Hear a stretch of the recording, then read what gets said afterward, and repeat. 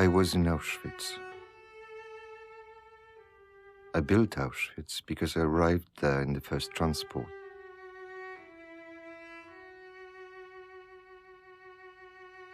For almost 50 years, I did not speak about it. But nevertheless, throughout that whole time, Auschwitz was present in everything I did.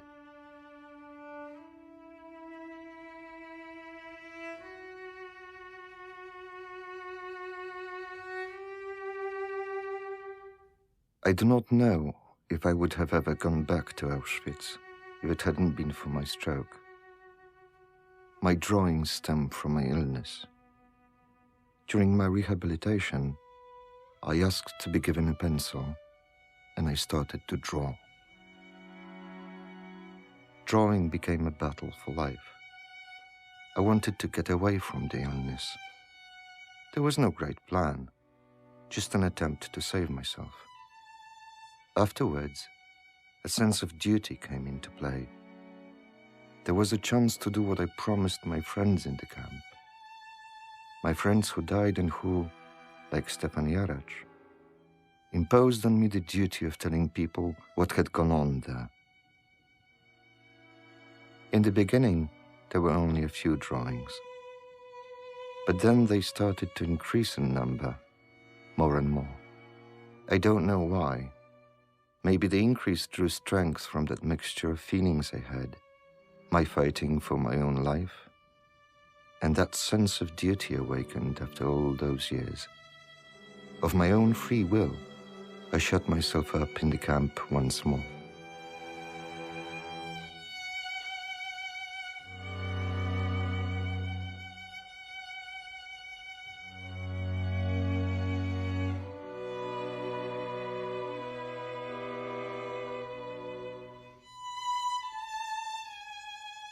This is not an exhibit, nor art, nor images, but words contained in designs. It is a rendering of honor to all those who have vanished in ashes.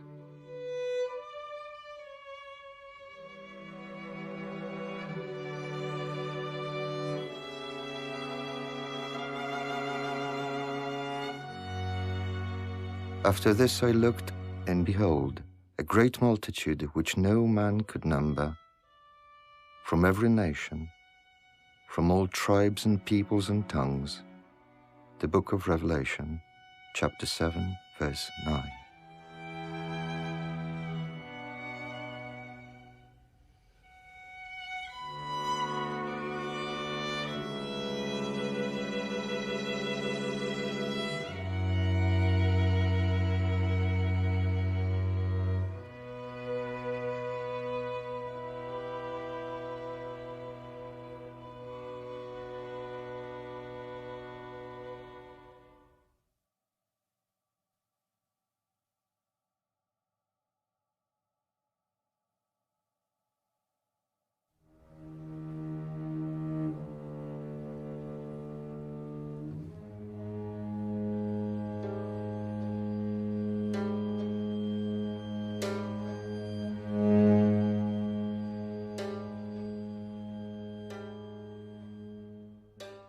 On the parade ground there was a bell. This bell summoned us every day to muster, but it rang too for the execution of inmates, which we were forced to witness. You never knew if it was only the notification for the daily count, or if it was the announcement of a death. I see in it a summons to the lost judgment. It was Krankenmann who rang the bell. There was the name of the man who, for me, was the worst of all the Germans in the camp. A capo.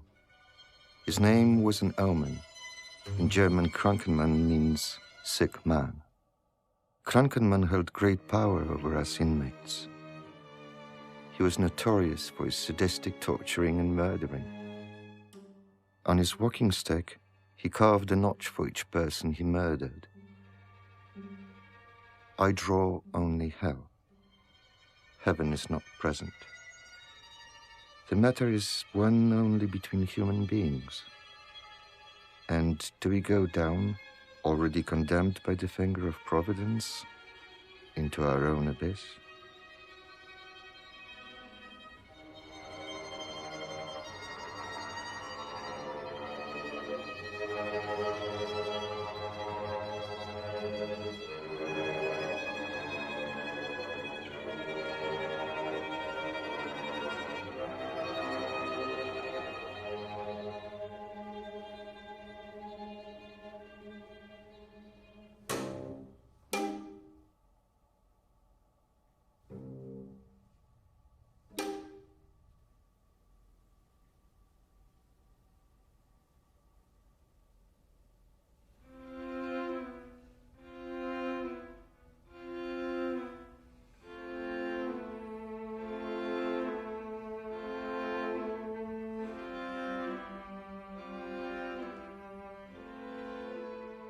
I was in a situation once, so close to becoming a zombie, that I was afraid that I might drop my bowl and lose my food.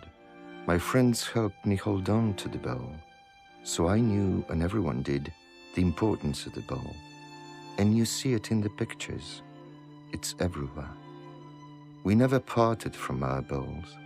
When soup was served, no one wanted to go first, and no one wanted to go last. The first people in line got only water, because the cook didn't feel like stirring the soup. Those in the middle at least got some beets. Nobody wanted to be at the end of the line, because the dirt from the beets settled to the bottom of the kettle. Our water was so contaminated, it was unfit to drink. So we waited for the rain or snow in order to catch something drinkable or even to wash with. At night, our bowl became a pillow and a toilet. Usually, there was no time to clean it in the morning before the so-called coffee was served. Then it became our wash basin. It was with us at all times, day and night. So the importance of possessing a bowl can't possibly be exaggerated. Whoever lost his bowl basically lost his life. Bowls were precious.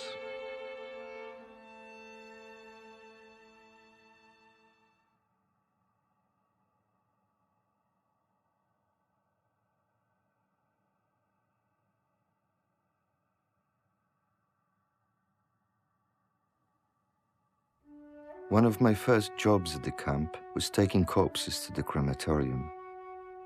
We tossed the corpses onto a pile because the crematorium could not burn them fast enough. One day, I looked at the corpse I was supposed to heave onto the pile, and I saw that it was Marian Kołodziej, my boyhood friend from school.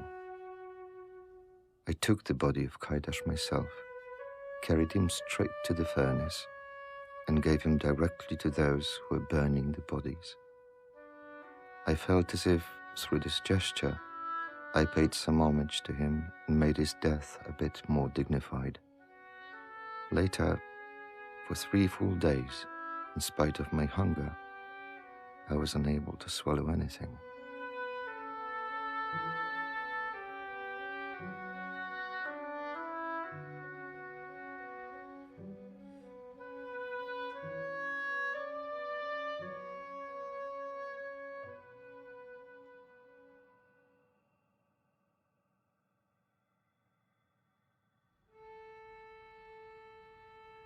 I practically don't talk about the Holocaust. It is such a tremendous tragedy of the Jewish nation that I would never say in words how huge a tragedy it was. I'd prefer to remain silent. But I keep thinking how horrible it must have been to be unaware that you were going to your death. They went there thinking they were going to take a shower. Instead, the Nazis poured in gas. Some died instantly, some after 15 minutes.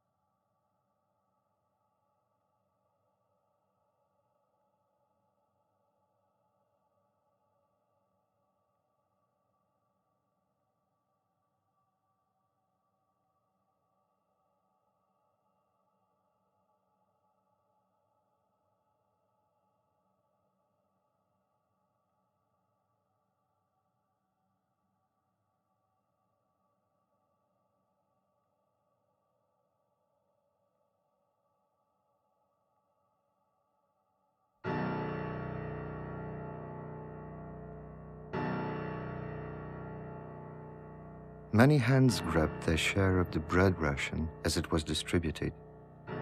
From the kitchen capo and company, the barrack boss with his coat, the room supervisor and his pals.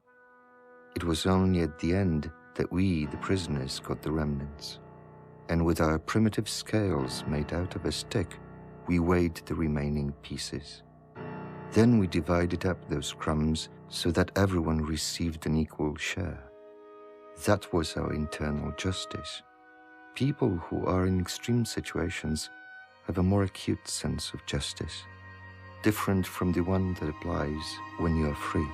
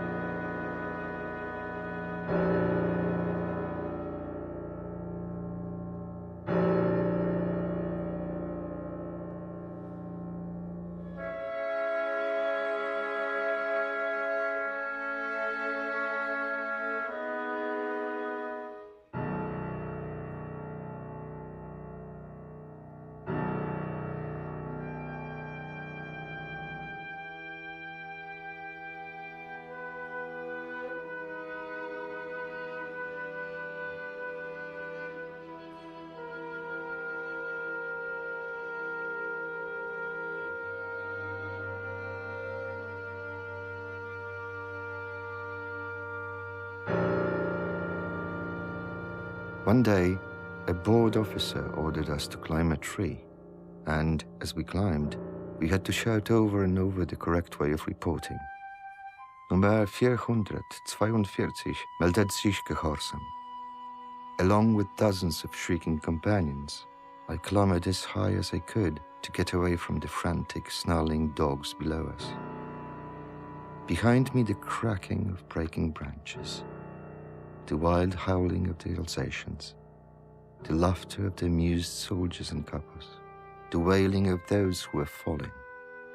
I managed to get up high, and suddenly, beyond the wire and the wall, I saw people going about their business, and I saw colorful little farmsteads which reminded me of my own families. This view was something unimaginably beautiful, which made the descent even more terrible. It was the tree of life and death. This experience and the memory of it I saved for years to come.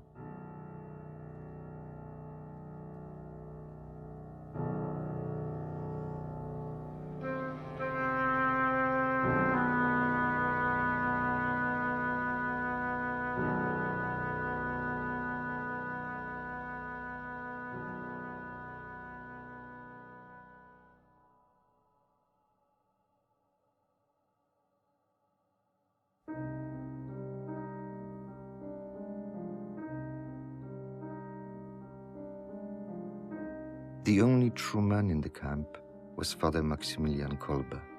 We may talk about his religion, but it doesn't matter here. He proved to be a man, and that's the only thing that really counts. When an inmate escaped from the camp, the Nazis selected 10 men to be put to death. One day, when this happened, one of the selected men begged the officer to spare his life and shouted that he had a wife and children. Father Kolbe stepped forward and reported that he was ready to take the inmate's place. They shut the 10 of them in the starvation cell, with no food or water. It was said that Kolbe prayed with the men, encouraged them, and heard their confessions. After 3 weeks, the Nazis got impatient and entered the cell to find that 4 of them were still alive, including Father Kolbe. Several days later, only Father Kolbe remained. An SS man finished him off with an injection of carbolic acid. This fact profoundly influenced my life in the camp, just as it must have influenced many of my fellow inmates. This man decided to give up his life in exchange for the life of a man he didn't even know. None of us would have ever been able to do something like that. I always joke that Father Kolbe somehow keeps me alive. From somewhere above, he keeps saying, "There's one more thing you need to do." I am afraid that when this conversation comes to an end, when he has no more questions for me, and I have no more for him, that will mean that my life will come to an end as well. But I can see that he still needs me now. I still need to draw. My work is not complete yet.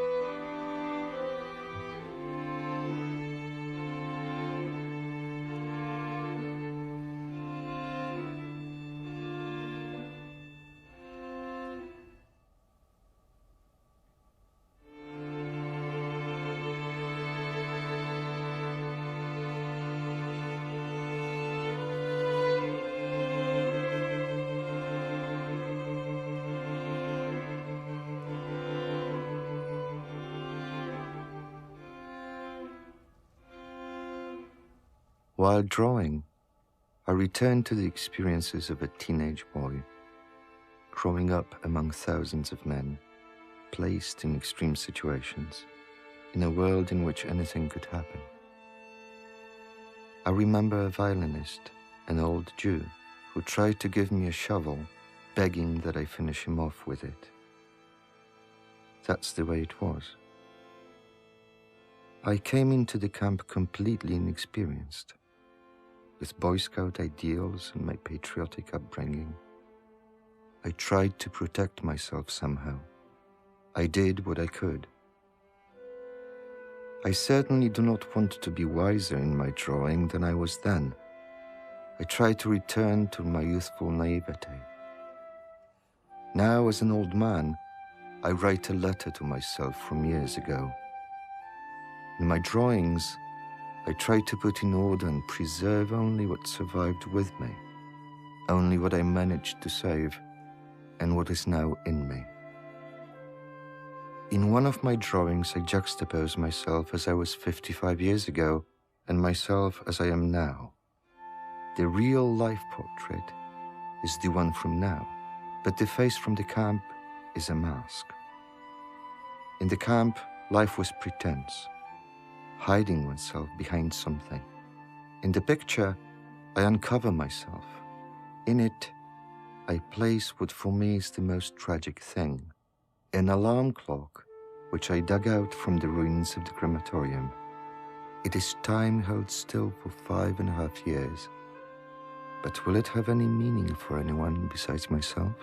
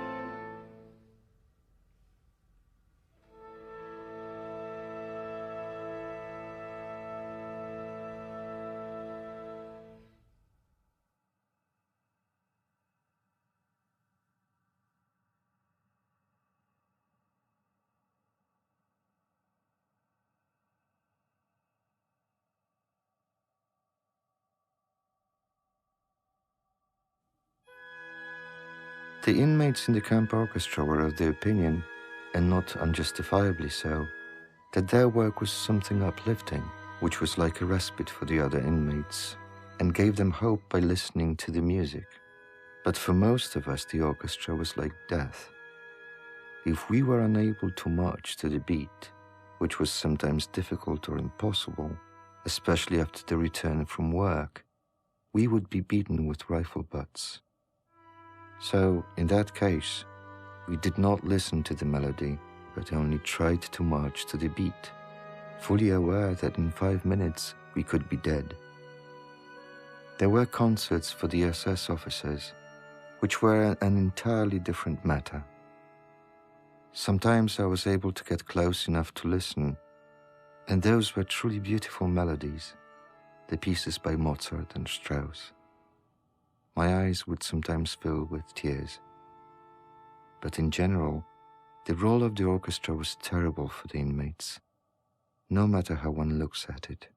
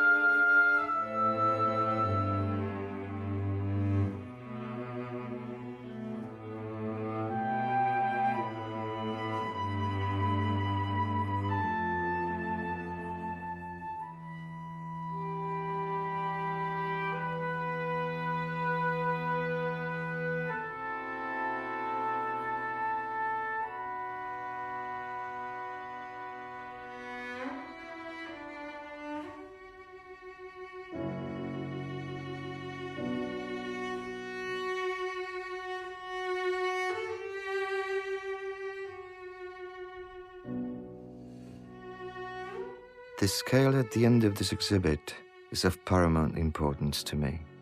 It appears here many times. It appears with the bread. It is everywhere. Because I would like everybody, before making a decision or actually doing something, to weigh it carefully and act only after thinking things over. We can never be sure how we might harm other people by our deeds. So, mind the scales.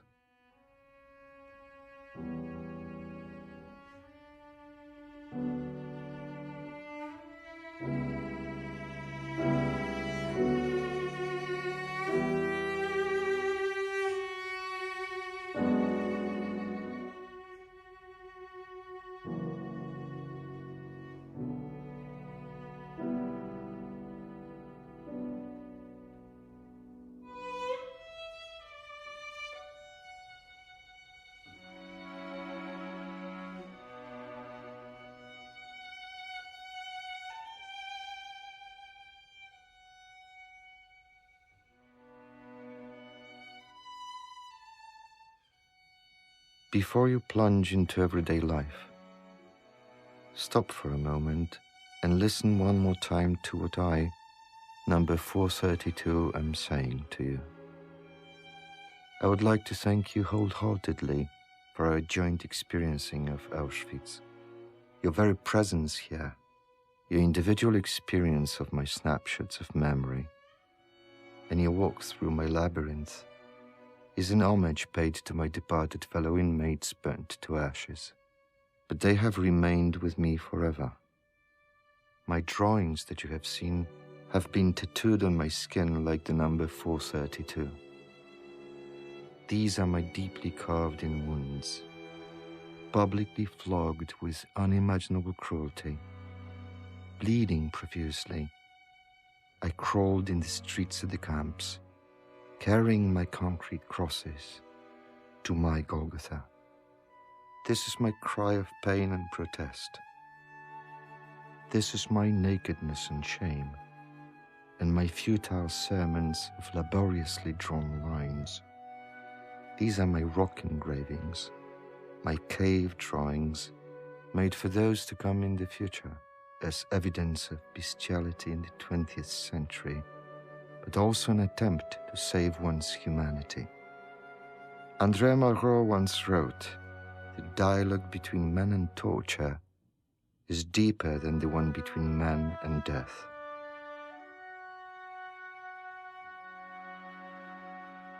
The Holocaust, the extinction of millions, the enormousness of the tragedy, the selections to the gas chambers, the daily dying in the pigsty of the camp, in constant hunger, in dirt, in degradation, urged on with curses to work faster and harder, in despair and hopelessness. Now, just like then, I carve on my wall, my death cell, those questions. Help me. What you wanted to see exists only?